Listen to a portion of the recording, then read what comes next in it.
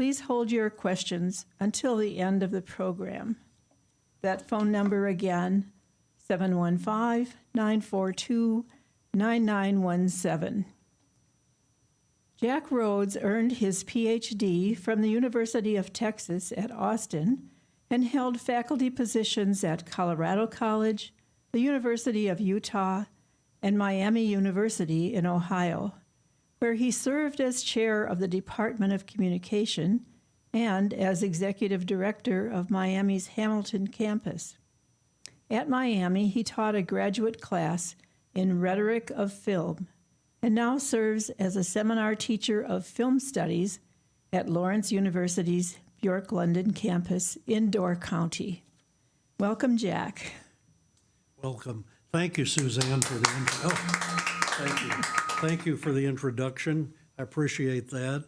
I also want to thank the Winchester Academy, of course, and all of you who can be here in the audience with us tonight and all listening by other mechanisms. And I also want to thank Josh, of course, and Kathleen Daly, who is advancing the slides, and we're ready to go. I'm going to talk at you for the first 45 or 50 minutes, and then, as Suzanne said, we'll have question and answer afterward for about 15 minutes.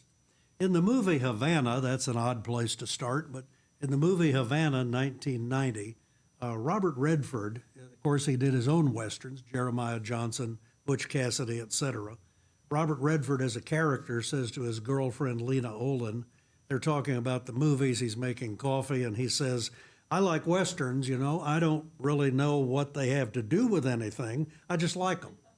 And I thought that was a good enough place to start, because I think a lot of people who do like westerns have that kind of visceral reaction. They're just something to enjoy, something to escape to, and they don't have to really be so much about anything. And yet, as we go through this talk, we'll find out that they are.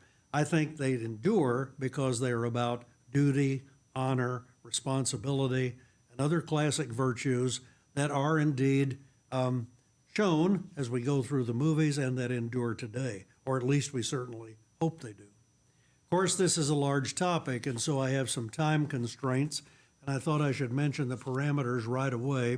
I'm a film critic and scholar, as Suzanne's introduction said, and not really able to talk very much about a lot of Western novels due to the time constraints. In passing, we'll say something about them.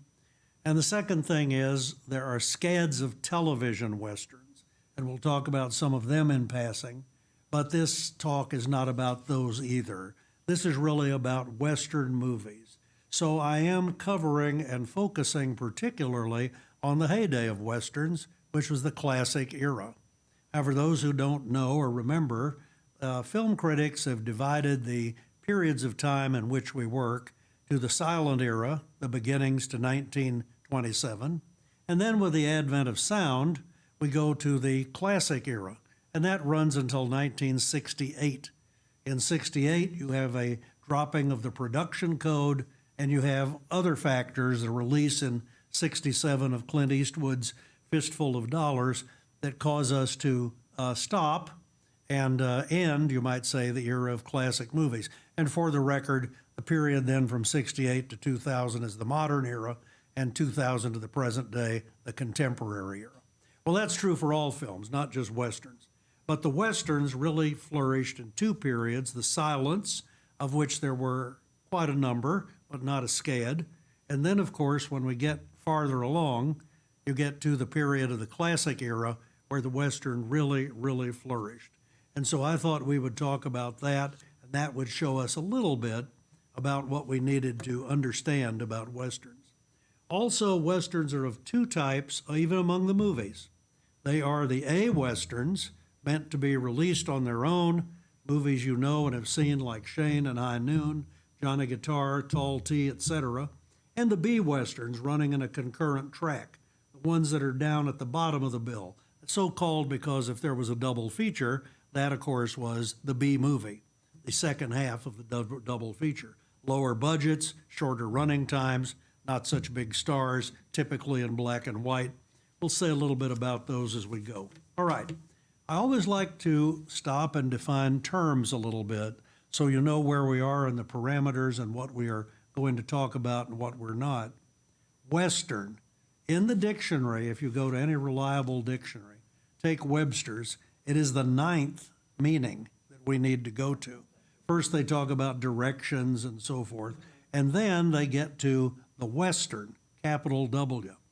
A story, movie, television play, etc., about the U.S. West of the 19th century, especially about cowboys, westward migration, Indian wars, etc., etc. Therefore, since I'm using this definition, 19th century United States, we will be even narrower, even as we acknowledge variations. You know the variations, modern Westerns, Bad Day at Black Rock, for example. Westerns set overseas or in Mexico, Quigley Down Under, Way of a Gaucho, The Magnificent Seven. Are those Westerns? Sure, but they're not the main focus for the dictionary or for scholars. They are variations. So we will think about those. And even early 20th century produced some Westerns or set there. The Shootist, with John Wayne, taking place in 1901, which is technically 20th century. So we are aware of those. We will go forward with those. We acknowledge them, but I'm still focusing on the classic era. Okay. Then if we've defined Westerns, what do I mean by endure? And I'm very methodical about those things. I wanted to be sure you had the right notion, so I go to the dictionary again. And the first kind of message on the word endure that you find would be what I would call a verb transitive, not to throw the terms at you, when it's endure something. Like you might say, John McCain endured being a prisoner of war, okay? Or you might say, to sustain or undergo, as the dictionary says, without impairment or yielding, standing up for something, like Man of La Mancha, to dream the impossible dream. And so you would have an enduring kind of dream. To bear without resistance, like POWs. Or you can use it as a verb intransitive on its own, as we are in this title, Why Westerns Endure, to continue to exist, to last into the future. Examples dictionary gives: the Bible, the works of William Shakespeare. So why Westerns endure? Now that starts with a question, do they or don't they? How many modern Westerns are there? How many have you seen made? How many play the Rosa and the theater complexes in normal times in Appleton? How many are on television that are new, not reruns or recycles?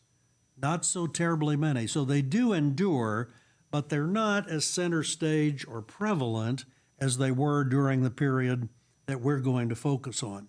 So we're going to exclude, as I said earlier, countless television series of the 50s and 60s, which were there to complement in part the movies that we're showing in the Western movies. And many of the times when NBC and CBS, ABC started showing movies on television in the 60s, what did they go to? Westerns, John Wayne Westerns. Those were very popular. They started to make their own TV movies. The Dangerous Days of Kiowa Jones. This supplemented Tales of Wells Fargo, Bonanza, Cheyenne, Gunsmoke, Laredo, Stories of the Century, Rifleman, Death Valley Days, and we could Paladin, have Gun Will Travel, on and on. So we have to turn to a scholarly source, Michael R. Pitt's Western Reference Book, where he catalogs each and every Western made in the United States from the beginning to 1986. 4,200 feature films, not counting television, all right? But the salient point might be more interesting to you is when he redoes that book in 2013, now first he has covered the whole century practically. He had 4,200. Now by the addition of 2013 to bring it up to date, it only gets to 5,100 because from 1986 to 2013, 27 years, only 900 more are added.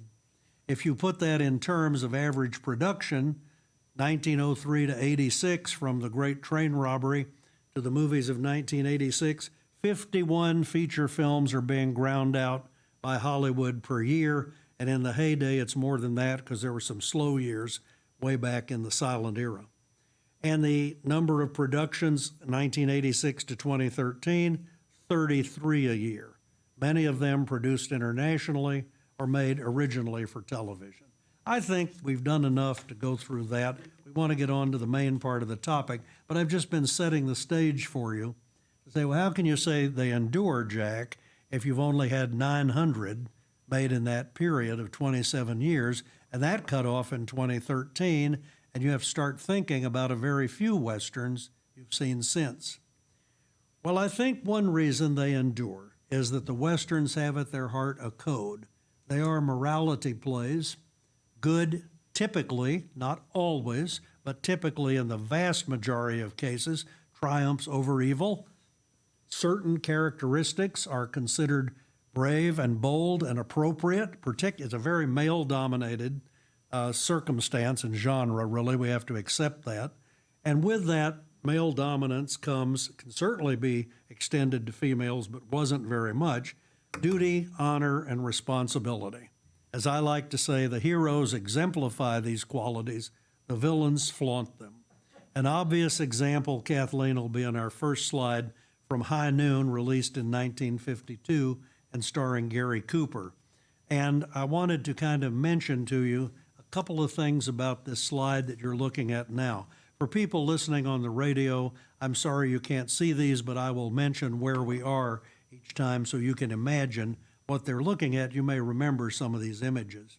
Gary Cooper in High Noon, 1952. I want you to notice on that shot that you're looking at the verticality of this shot, by which I mean there's an unusual number of posts. For any little Western town, they have more posts than almost any other one you'll ever see. The verticality of the shot emphasizes Cooper's lank form walking down the street. Almost an excessive use of posts, left, right, behind him, and across the street, all telling us about duty, honor, and responsibility. He has decided to stay and fight the 4 killers that are coming to town. I'm going to assume you remember the plot. The question is, do I leave? Do I stay? And we have lyrics in Dmitri Tiomkin and Ned Washington's Oscar-winning song, Do Not Forsake Me, Oh My Darling, that make that choice very clear. You know, I cannot leave, etc., all of that, and I must face that cold-eyed killer or lie a coward in my grave. So it's duty, honor, responsibility. And there's no question in our mind that he will survive and that he will prevail, but we have to watch it play out. And one of the ways that Fred Zinnemann and his cinematographer Floyd Crosby make this movie so good and so tense is, of course, to keep showing the clocks counting toward high noon. And every time Cooper appears, he is an image of rectitude, duty, honor, and responsibility. The next one, Kathleen, we're on to a slide of the same sort of duty, honor, responsibility in another guise. 1 year later, 1953, released by Paramount. And that, of course, is Alan Ladd, the classic loner in Shane. He will explain to Brandon DeWilde toward the end of the movie that there's no living with a killing, and he has to move out of the valley. Notice this about Shane in this still shot. We're looking at Alan Ladd face on for the radio audience. The enigmatic half smile, serious yet smiling. He's friendly, he's approachable, but he's all business. He has a prominent, large revolver in the scene. You can't miss it. He has a rope in the scene. He has a distant horizon behind him. So we have a visual component that shows us that this is the hero and these are his characteristics. He means business, but he can be friendly. He can say things with a smile, but don't mess with him. He has the duty, the honor, the responsibility. The next slide shows more than one person. This is from the 1957 Columbia picture, 3:10 to Yuma. And we have here the trio, the classic sort of trio, representing duty, honor, and responsibility. First, the bad man, Glenn Ford, the villain. If you look closely, he is handcuffed. They have him captured. They're going to put him on the 3:10 train to Yuma. In the middle, a character actor you probably don't know as well, named Robert Emhart, who was popular in his day, who plays Mr. Butterfield. He's the owner of the stage line, and he has vowed to make all arrangements to help Van Heflin get Glenn Ford on the 3:10 to Yuma. You can tell by the softness of the character's face that he is concerned, that he wants to help, but when push comes to shove, he may not be the one to stand up. A little too soft, a little too pudgy. There he is in the trio. And Van Heflin, the hero, wary, vigilant, and notice he has the sawed-off gun. It'll be his responsibility to get Glenn Ford on the train. So we have the bad, the good, and the intermediary citizen all together, and the duty, honor, responsibility. No matter what, no matter the pleas from his wife, no matter other characters getting bumped off, hung, shot, whatever, Van Heflin will make every human effort to get him to that train, the 310 to Yuma. We're going to leave that slide up a moment while I go ahead and talk about something else. We're going to take a little detour here, and we'll come back to the slides. But I wanted to bring to your attention an author you may or may not have ever heard of. He was, again, popular at one time in the early 20th century. Name is Frank Gruber. I don't have a slide for this, but I want to explain to you. His dates are 1904 to 69. Frank Gruber was a struggling pulp writer, and he wrote lots of westerns, and he wrote lots of mystery novels, and he wrote short stories, shoot-'em-ups of all kinds. And after a long time in the pulp fiction business, he published an autobiography called The Pulp Jungle in 1967, 2 years before he died. And I find him fascinating, and this is quoted a lot. His findings are quoted a lot in Western scholarly literature because Gruber said there are only 7 basic plots for Western movies. Write as you will, there are only 7 plots. You can take all of them. He's talking here about 5,100 movies. He didn't know that many, but we have that many now. And generalizing that there are only 7 plots. He says you can work variations, but this is what you have. Think about this, thinking of all the Westerns you've ever seen. Is he right? First, he says there's the Union Pacific story. In this kind of story, some advance in technology, typically a railroad, comes to the West and people fight to preserve it, and villains try to thwart it. So you have the telegraph line in Western Union. You have the march forward in Brigham Young Frontiersman when Dean Jagger is trying to bring Mormons across the prairie. And you have Canadian Pacific, Rock Island Trail, Kansas Pacific, Santa Fe. We can go on and on. There are more and more and more of these. Carson City, Union Pacific. They're all about Denver and Rio Grande. They're all about the involvement of the Union Pacific stories, the railroad, or some form of technology, number one. Number two, the ranch story. There's a ranch, and it is prosperous, and somebody is trying to get it, either because the railroad's about to come through, or oil has been discovered, or you name it, gold, tungsten, whatever, has been discovered, and so villains are threatening the ranch. And this is the kind, you can go to the channel, the Western Channel, if you watch that, Stars Channel, anytime. I turned it on only today to see if I couldn't find that. And there it was in one clip. I wasn't even looking for it. A movie called Fighting Bill Fargo, a B picture with Johnny McBrown and Tex Ritter. And the young lady, I don't know the actress's name, comes running in and she says, Bill, you got to help me.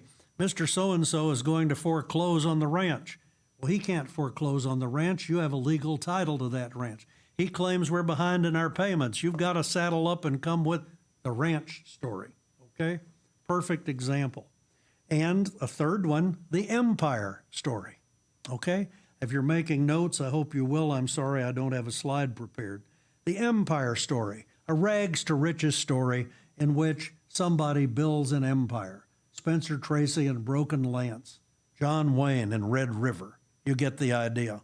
And they defend it against all comers. That's sort of a variation of the ranch story, but it's similar. And that even carries into modern Westerns. Susan Hayward in Tulsa, where she's leading the fight to protect an oil field against all comers. So far we have the Union Pacific story, the ranch story, the empire story. Number 4 is the revenge story. And that, of course, comes down even to modern Westerns like The Revenant, 3 or 4 years ago with Leonardo DiCaprio, a remake of Man in the Wilderness with Richard Harris. But the same idea with the bear and all, that a man gets wronged by a supposed friend or colleague and will come back. It can be revenge for somebody who killed your parents, think Star Wars, or modern Western similarities, and it can, or your uncle and aunt.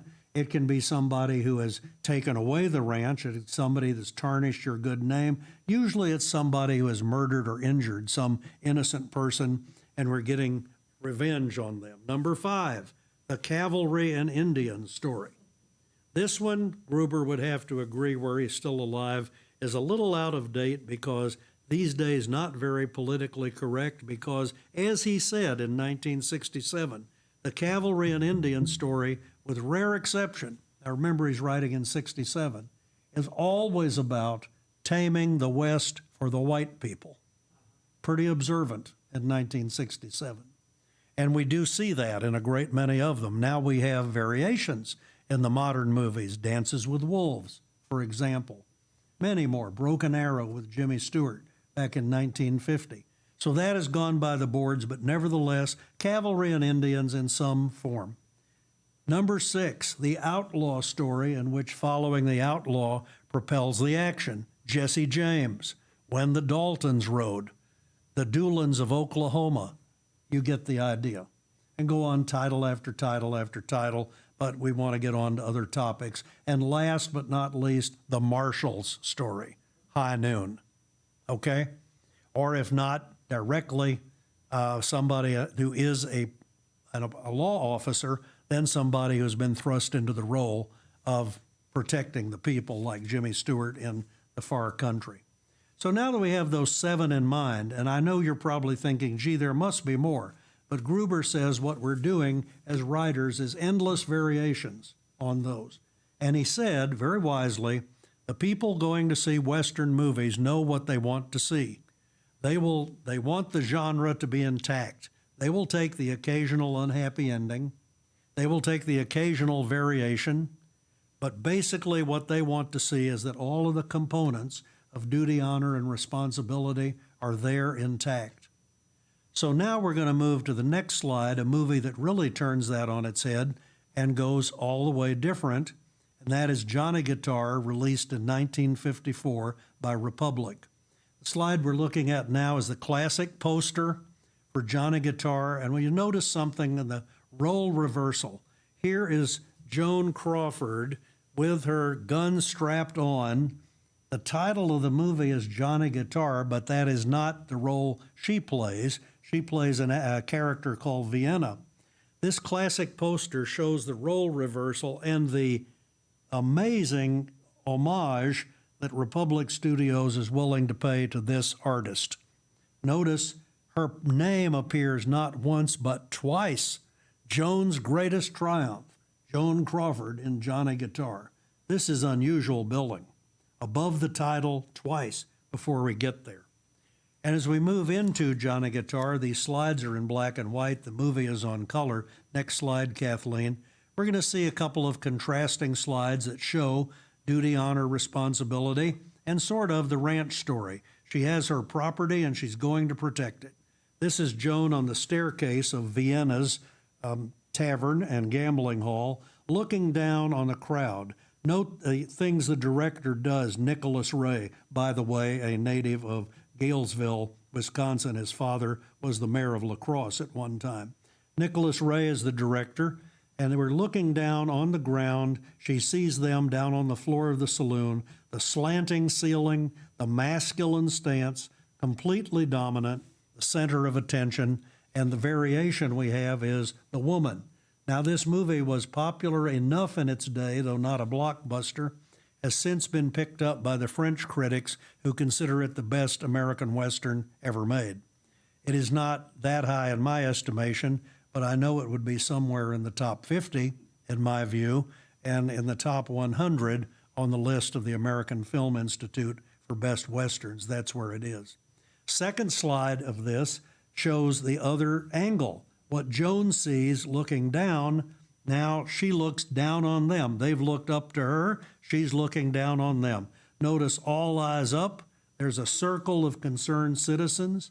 There are circle images Nicholas Ray puts in here to show the banding together of those irate citizens, because Mercedes McCambridge's brother Lem has been killed by bandits, and they think Joan and her crowd are responsible.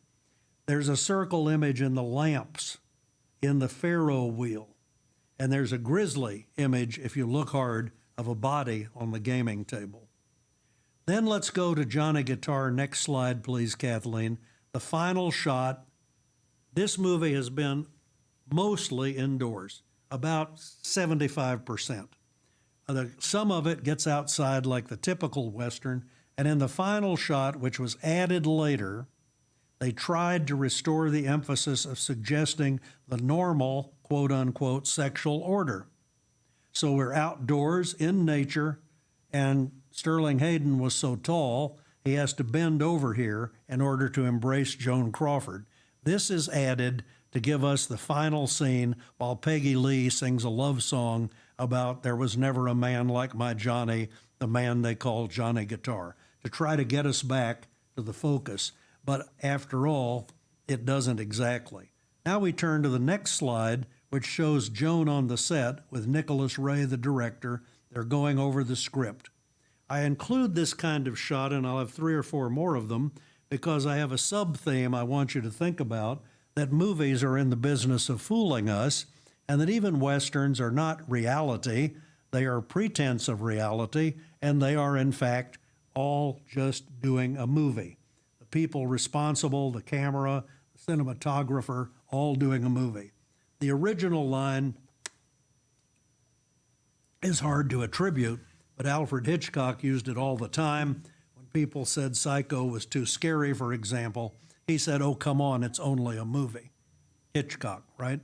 And so we see some of these. So they're in the business of fooling us, and we're going behind the scenes, as we are in the next slide, from Winchester 73, which is regarded as a movie that brought back the Western genre when it was flagging in 1950. Jimmy Stewart and Shelley Winters are pictured here on a break on the set on Old Tucson. Note the cables down by their feet. You can see those big old cables. They had such cumbersome equipment. That movie, of course, is the lone hero on a quest to get the man who murdered his father. It's a revenge play, and you just go straight down the line to Frank Gruber's revenge play, and there you'll find it. The next slide, I wanted to do something showing the beauty of nature, takes us to Stagecoach, and we see the coach in Monument Valley with a cavalry escort. Western natural landscape dwarfing the human story, and of course, John Wayne's breakout movie with John Ford. I'm going to go rather quickly through these John Ford pictures in the interest of time. Since Stagecoach was one of his early ones, we'll go to one of his latest Westerns, though not his last, The Man Who Shot Liberty Valance, released by Paramount in '62 with 2 of his favorite actors, James Stewart and John Wayne, along with the director, on a break on the set.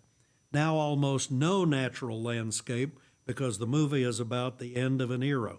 How to classify this movie is a little difficult by Gruber's 7, but I think the closest it comes to would be like the ranch story and the civilization of the West, and you can do it by extension. So there are exceptions. John Ford was a great director. He's on the next slide behind the camera. Note the outsized camera, that kind of outfit, and remind yourself that it's only a movie after all, because here's the great director with one eye making great pictures that way. The next slide is the poster for the movie She Wore a Yellow Ribbon. This, of course, is the cavalry story released by RKO in 1949. And this movie, I think, is brave, thrilling, romantic from the poster, and it's going to be all of that. But while we are looking at She Wore a Yellow Ribbon, Jack would like to take a little detour from this classic A movie, the cavalry and Indian story, and detour just a few moments, probably 4 minutes, through the classic B Western. The B Western had people like Roy Rogers, Gene Autry, Hopalong Cassidy, Johnny McBrown, Wild Bill Elliott, and I thought I would take one that you might not know and let him stand for all the B Western heroes. This next slide is of George O'Brien. I don't know the audience how many remember him or ever saw a movie.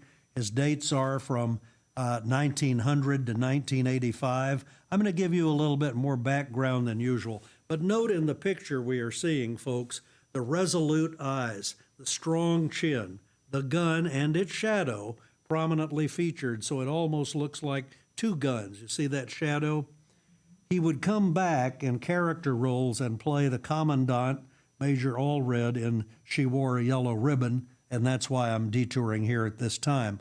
Ford also used him in Fort Apache and his last Western, Cheyenne Autumn. He used him in one of his first Westerns, The Iron Horse. George O'Brien is an interesting figure. He should be better known. Classic movie buffs know about him. In a minute, you will know a little also. In World War I, O'Brien he's born in 1900 now in San Francisco. His dad was the city police chief. O'Brien was the heavyweight champion of the Pacific Fleet in boxing. Okay, 1924, he made the Iron Horse for John Ford. He was an unknown, picked out of obscurity. His biggest claim to fame was being a stuntman and an extra. By 1927, he's in F.W. Murnau's dramatic triumph, Sunrise, one of the best classic silent movies. And then he went to making Westerns in 1930s. 20th Century Fox and then RKO billed him, you look at his physique there, as the Chest, because they thought he was so muscular, and they would insist that he started to take his shirt off in most movies. That was just the way they did it in those days. After Clark Gable took his shirt off, and it happened one night, that became a big thing for a little while. Then O'Brien goes back to the Navy in World War II. Now he is born in 1900. He's over 40, and he reenlists and is accepted back in the Navy, heavily decorated. Not having had enough of the military life, he volunteers to go to Korea as a cinematographer and director of war films and winds up his career after that in Vietnam and the same thing. So he served in all of those conflicts in some way. In the meantime, in the 1930s, George O'Brien made 48 B-Westerns, almost all of them made in 7 to 8 days. That fast. They could whip them out that fast. And there'd be no way we could read all of these, but I will just mention to you Lone Star Ranger, Riders of the Purple Sage, Robber's Roost, Frontier Marshal, O'Malley of the Mounties, Arizona Legion, Bullet Code, etc., etc., etc. I chose him because I thought you all already probably knew about Gene Autry, Hopalong Cassidy, but maybe you didn't know George O'Brien. So we'll continue with She Wore a Yellow Ribbon. Oh, the social responsibility part, the B-Western, is nothing but social responsibility. Those were made for kids. They were made for Saturday matinees, second half of a bill, and they had a code of conduct that Gene Autry articulated, and they had Roy Rogers was always a sheriff, a land agent, an insurance investigator, whatever it was. He always played Roy Rogers in almost all his movies, and he always put things to rights, and he stopped for moral lessons to the kids, as did Hopalong Cassidy and the others, just almost turning stage front and giving the message. The morals were very clear. Dale Evans says in Twilight in the Sierras, "Tell us, Roy, what do we do if we find counterfeit currency in our community?" "Well, Dale, the way to tell the difference," and he pulls out a big chalkboard thing with a $20 bill, etc. The B-Western and social responsibility. She Wore a Yellow Ribbon, next slide, 1949. John Wayne, Monument Valley on patrol, move right along, number 17 slide. She Wore a Yellow Ribbon, now in this case more reflective. Folks on the radio, we're looking at a picture of John Wayne against the natural landscape. We should be on the next slide, Kathleen. There we are, right there. The gentle fog of memory, Monument Valley in the background, see the fog rolling in. He's standing at the fence, which marks the edge of civilization. This is a favorite motif of John Ford. He uses in Stagecoach, Wagon Master, My Darling Clementine. Every Western he can fit it in. There's a fence at the edge of civilization. So there's John Wayne at the end of his career, not Wayne, but his character, about to retire, Nathan cutting brittles and looking out at his career, and his wife has died, and and the valley and the fog, and it's all pulled together. And this won the Academy Award for Winton Hoke for Best Cinematography. And as we move past these movies that have been straightforward examples, 3:10 to Yuma, High Noon, Shane, She Wore a Yellow Ribbon, you can see duty, honor, responsibility all over the landscape. There are some special examples that I won't have time to talk about a lot. Bud Bedecker made those wonderful Randolph Scott westerns in which that's it, duty, honor, responsibility. Scott is not usually a lawman, and it's usually a revenge plot, but he is going to bring the villains to justice in a laconic, satisfactory, no-nonsense way. And then, of course, parodies. Whenever a genre gets to parodying itself, it is close to the end of its cycle. And so we have, in the late 60s, Cat Ballou, Support Your Local Sheriff, Support Your Local Gunfighter, Waterhole Number 3, and on television, a character that'd be very popular and have little social responsibility, Maverick, played by James Garner. He would run from a fight whenever he could. But our next slide takes us to High Noon again. And here we are looking at the poster that gets us directly back to our topic. The determination in Gary Cooper's eyes, the visage, the depiction of the chin. Cooper won the Oscar for this depiction in this movie. And I think it shows everything we need to know, including that slogan, the story of a man who was too proud to run. Do not forsake me, oh my darling. But it's only a movie, and so in number 19 slide, Kathleen will see Gary Cooper on the set of High Noon doing a trick with the gun. The people are gathered around. Flawed Crosby, the cinematographer, has his hand on the camera.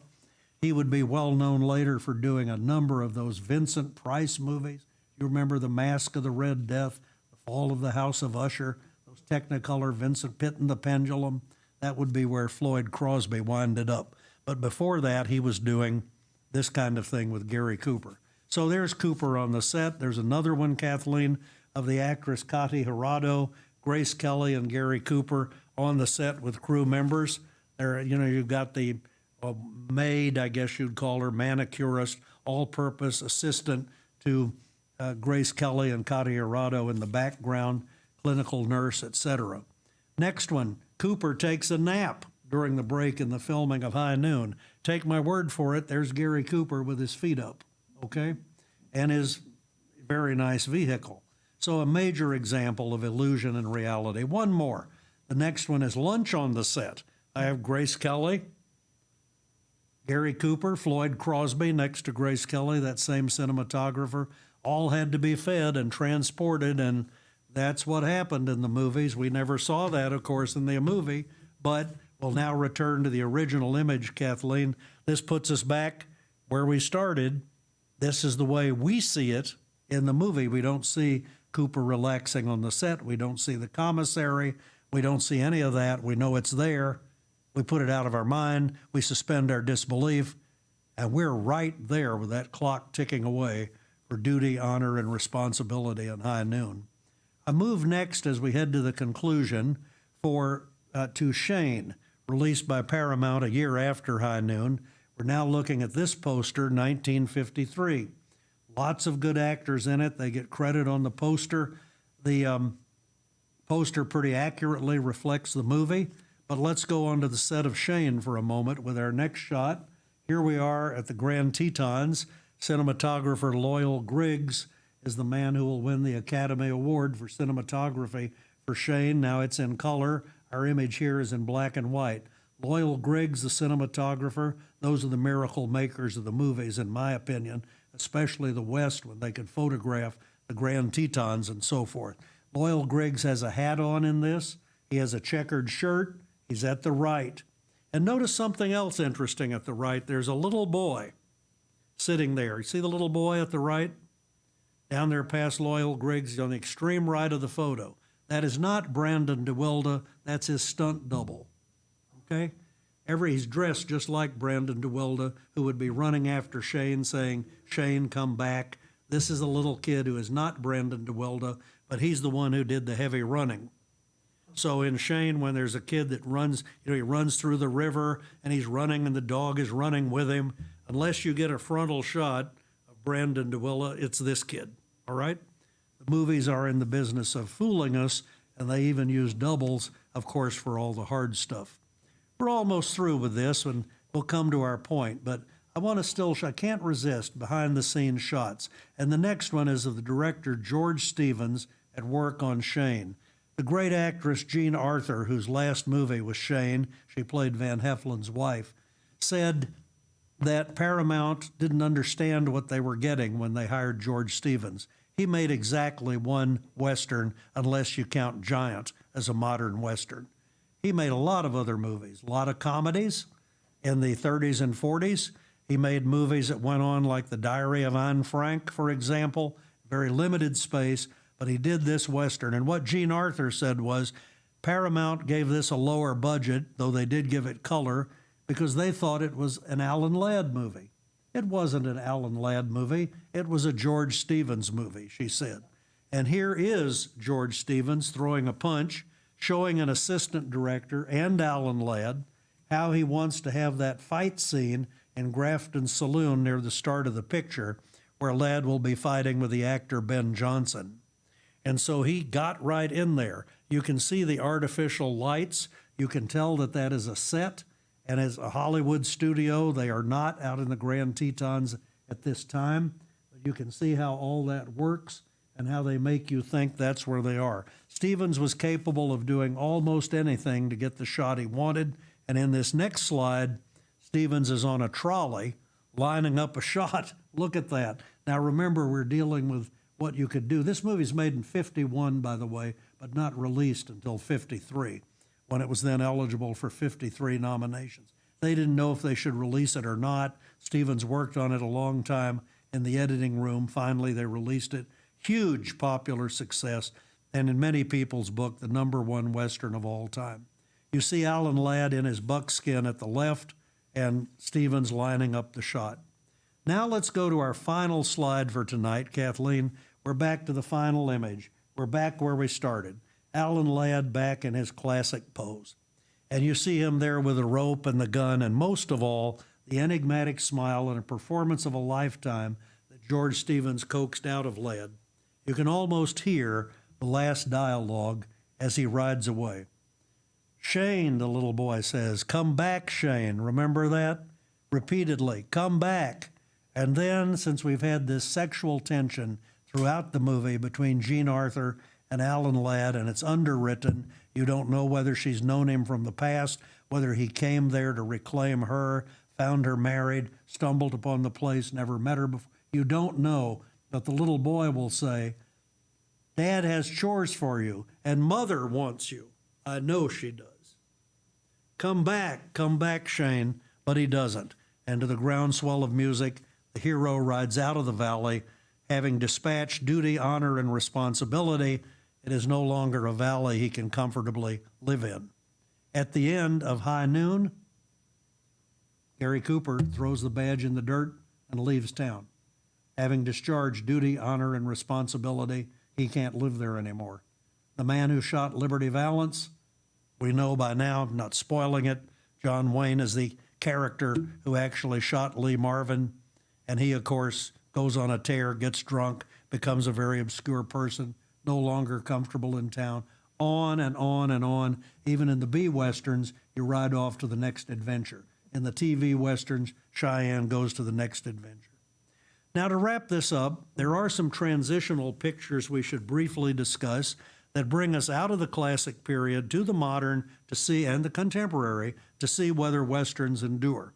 Clint Eastwood made a fistful of dollars in Italy in 1964.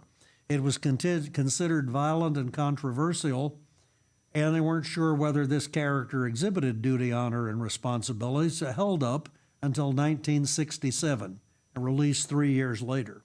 The Wild Bunch, where the violence is very strong, directed by Sam Peckinpah, a well-regarded Western by some. It's a matter of taste, I think. The violence is very strong, came out in 1968, just as the classic era was ending. To remind you of some dates, Butch Cassidy and the Sundance Kid, hugely popular. The B-movies have by now fallen by the wayside. They're no longer made.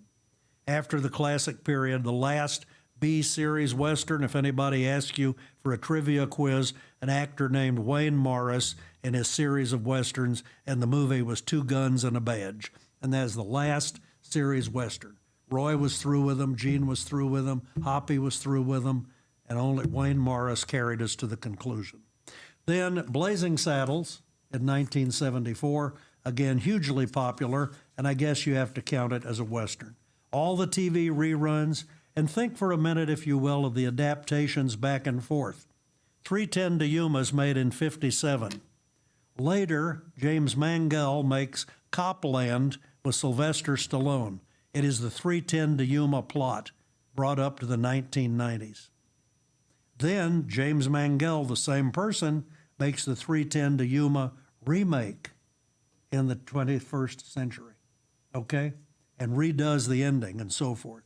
Broken Lance with Spencer Tracy was formerly House of Strangers by Philip Yordan, both plays. Same plot.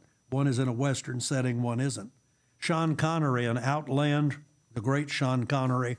You remember that movie where he's out all alone on the space station fighting Duty, Honor, and Responsibility, a virtual remake of High Noon. So we have to think about the way these go back and forth across the genres. There are authors still read these days.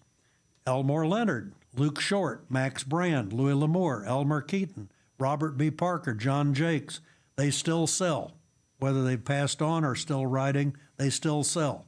And some modern and contemporary Westerns that have succeeded greatly, but they're few and far between. Silverado did okay business in 1985. Might remember that with Kevin Costner and many others. Dances with Wolves, 1990, Kevin Costner really takes the position of sympathy toward the Native American. Won the Academy Award, huge financial hit.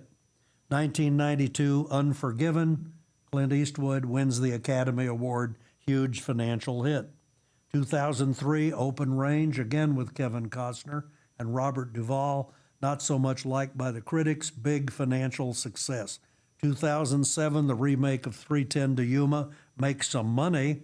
That same year, critical success, but no real money, goes to a movie with the longest Western title possible, The Assassination of Jesse James by the coward Robert Ford. But at least Casey Affleck got an Academy Award nomination for playing the coward Robert Ford, and the movie had great cinematography, and it did get a following, but not a popular following. 2008, Appaloosa, remember that one? Robert B. Parker, very successful Western. We showed it at the library series, even with a spaghetti dinner, because it was our version of an Italian Western at the library a few years ago. And finally, I guess I'll mention the last one that was hugely successful, 10 Oscar nominations, was the remake of True Grit with Jeff Bridges in the role and closer to the book and the novel than it had been in the John Wayne version. As some people said, the first one in '69 was a John Wayne movie. This one was an adaptation of the novel. So in conclusion, the appeal of duty, honor, and responsibility still seems to be very strong. The lights may burn low for a while, and people may seem all out for themselves. But if you go back to like Brokaw's The Greatest Generation, you find duty, honor, and responsibility on every page. And that from World War II, when the Westerns were in their heyday, up to the present, still has a place in modern society, still revered by many people. And so I argue that the Western still perseveres in different locations, different themes, and under different disguises. Is this a Western, really? Avatar, Black Panther, Spider-Man. Think about it. Are we still making Westerns? You bet we are, okay? It's just that these are more like classic Westerns than they are like any other genre. The Western genre, says Paul Simpson in the British Rough Guide to Westerns, the Western genre created a powerful fantasy of a clear-cut world where the individual could still make all the difference. And, to quote Robert Redford's character again, if that's too highfalutin for you, I like Westerns. I don't know that they're about anything. I just like them. And as long as duty, honor, responsibility, and just plain affection for them will resonate, the Western may be in remission, It may from time to time, like now, be in a low ebb. It may go undercover. It may be out of fashion. It may be disguised as another genre altogether. But it's with us, and I think it will prevail, and definitely it will and should endure. Thank you very much. Well, Jack, it's interesting that you mentioned Tom Brokaw, because this is one of the questions that came through for you. It seems to me that a lot of the values you describe also pertain to military movies, particularly World War II. So do you think Westerns paved the way or vice versa? No, I don't think it's paved the way or vice versa. I think they were contemporaneous. You know, there was a while, I won't try to over-answer this, but your question asker may know that there was a while right after World War II when audiences would not tolerate any World War II movies. There were a couple of years Hollywood didn't produce a single one because people had had enough of the conflict. Then in '49, they broke through with Sands of Iwo Jima. They had one or two small ones before that. And then that was, successful again, so on they went. But to the question, there are a lot of similarities. There certainly are a lot of similarities. The duty, the honor, the responsibility, you can find those in science fiction. You can find them anywhere. I think it's heavily concentrated in the Western, as it is in the World War II movie. But what happened to the Western? Why did it go into decline? Your question asker is right on target. After The Greatest Generation and after World War II, something happened to the Western that critics agree on, very important. Not only did the generation die off that could remember living then, in 1965, if you were born in 1890, you could remember something about it, and you'd have been only 75 years old, right? In 1945, if you were 85, you were still alive, born during the Civil War or shortly before. The generation died off, of course, that knew the West as it was, or as the Westerns pretended it was. And then what happened? The big event, not to tease you any further, Vietnam. That's what most critics think happened. People were watching CBS and ABC and NBC bring horrific scenes into the room every night, and duty, honor, and responsibility became a little confused in people's minds. The protests, the opposition to the draft, all of that happened. We're not taking a position on that. I'm just saying critics think that broke the cord and severed the Western from its moorings, and we no longer really had the same thing afterward. And then sure enough, Vietnam era, that's where you get the Ballad of Cat Ballou, Waterhole Number 3, 74 Blazing Saddles. You see where I'm going with that. Things changed. And so the room for the Western has to be revived and put in a different context or disguise. Another question? Jack, you were talking about the comedies, which I think you would generally consider as B Western movies. Depends. And well, Blazing Saddles was certainly a big hit. Yeah. And I loved Three Amigos. that was hilarious. But in a lot of the B movies, in fact, almost all of them, you usually had a comic character somewhere there, like Wishbone or those kind of characters, but not in the A movies like High Noon.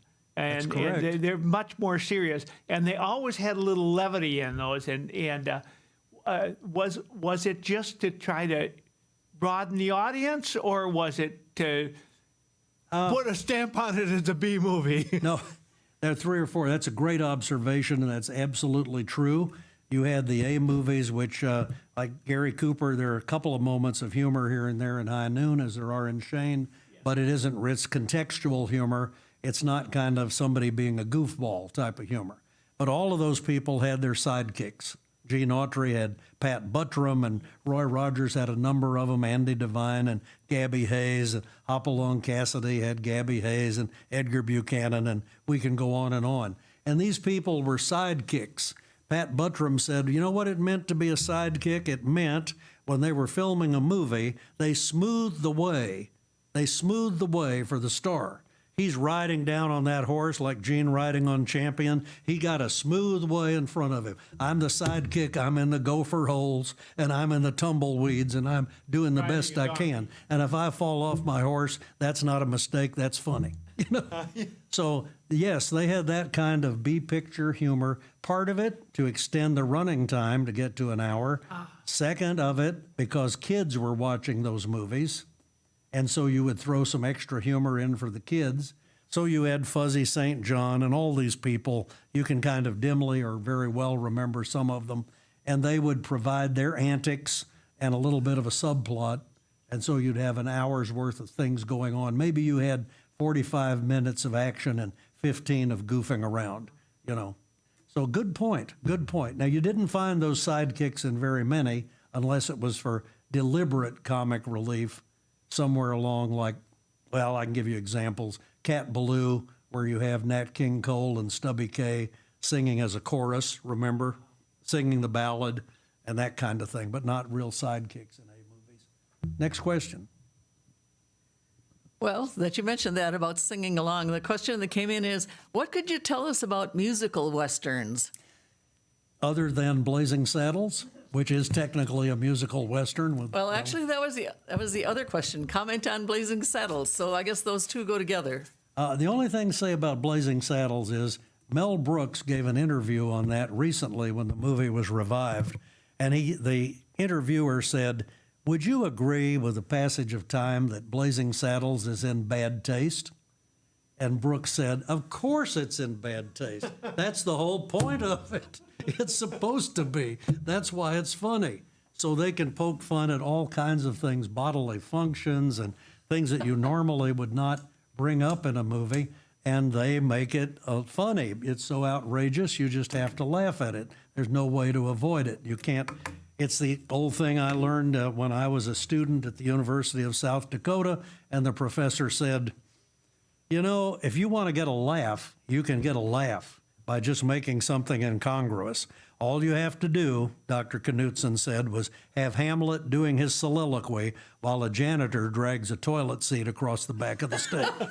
You'll get a laugh. That's Blazing Saddles. There was the popularity of the singing cowboy, however. That's right, and not just the singing cowboy, but I think the question was musicals. Yes. Yeah. And there was the singing cowboy. Even John Wayne tried that, and Dick Foran and all of them, they tried that. That was a lot of that, and it was very popular.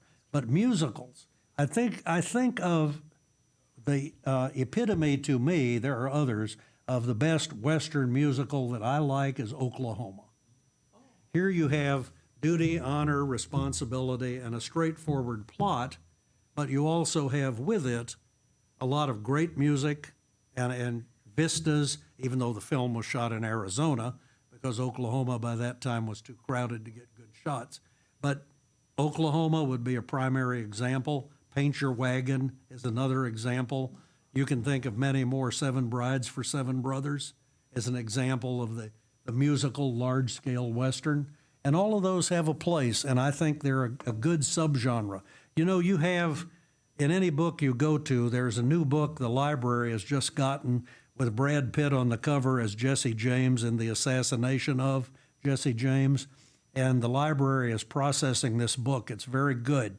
And in that book, the man talks about all the subgenres available. If you don't want to do that, go to Google Western genre, and they'll give you dozens of subgenres. The spaghetti Western, the musical Western, the this Western, the that Western, the Japanese Western, and so forth, the film noir Western, and you can go through all of those. But if you're a fan of musicals, if the question asker is a fan of musicals, and you haven't recently seen it, take a look at Oklahoma, because it's not only a good, and why that's a good Western? It's directed by Fred Zinnemann. I think the director is a lot of the story, and he directed High Noon. And so Oklahoma comes across with its serious side and its less serious side. Next question. My understanding is that High Noon had something to do with the McCarthy hearings. Can you comment on that? Yes, it did. Carl Foreman, who wrote the script from a story from the Saturday Evening Post by, I think, John Cunningham. I'm not sure of that. But Carl Foreman wrote the script, and he was blacklisted. That was about the last movie that he got screen credit for a while, and then he went to England.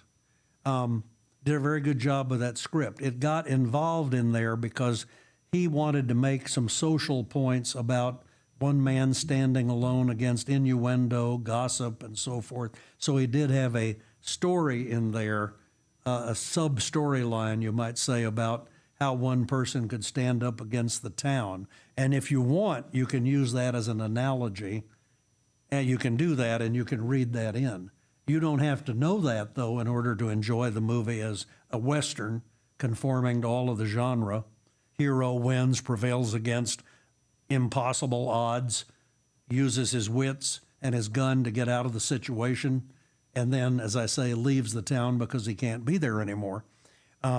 You can certainly make that interpretation, but it isn't necessary to make that interpretation. Now, Howard Hawks and John Wayne did not like that movie very much because they didn't think a marshal like that, to be a true hero, would have asked for help. Remember, Cooper goes around asking everybody in town if they'll stand with him. It's part of the plot, and nobody will, and nobody will. They've all got their reasons. I've got a family, whatever. They won't stand with him. And that shows how weak some people were who wouldn't stand up to the McCarthy hearings and the House Un-American Activities Committee. And that's undoubtedly part of his point. But Howard Hawks said, I don't like that. What we want is a man standing alone facing the whole town. It doesn't matter how many are against him. He might have one or two assistants, but that's it. And so they did their version a few years later, Rio Bravo. Where if you think about it, a friend, Ward Bond, tries to help and gets killed for his trouble, right? And it really leaves, besides a few townspeople like Pedro Gonzalez and Estelita Rodriguez at the hotel, it really only leaves Ricky Nelson, Dean Martin, Walter Brennan, and John Wayne, and then with Angie Dickinson's assistance to thwart the plot of all these bad guys. And then they thought that was more appropriate, and they didn't like, well, of course, John Wayne and Howard Hawks had a different opinion during the McCarthy hearings, too, than some of Hollywood did. So, yeah, that's there, but not necessarily there. Yeah. Hi, this is a question that came from our friend Maggie Thompson on Facebook. How about a more extended shout out for the stunting performers? Consider that two guys actually jumped off the cliff in Butch Cassidy and the Sundance Kid, 1969. Do we know what was involved? On the other hand, Andy Devine did drive the team in Stagecoach. Yes, he did drive the team. And good question, Maggie. Maggie is really an expert on stunts and stuntmen and stunt people, and very, very knowledgeable about that. So good question. Yes, a shout out to the stuntmen for sure. Remember I mentioned George O'Brien was a stuntman and an extra before he got picked up to be in the Iron Horse. And they did tremendous things, particularly, Yakima Canute, David Sharp. These were wonderful, talented people who kind of risked their lives to bring across certain special effects in a day long before graphics and CGI, right?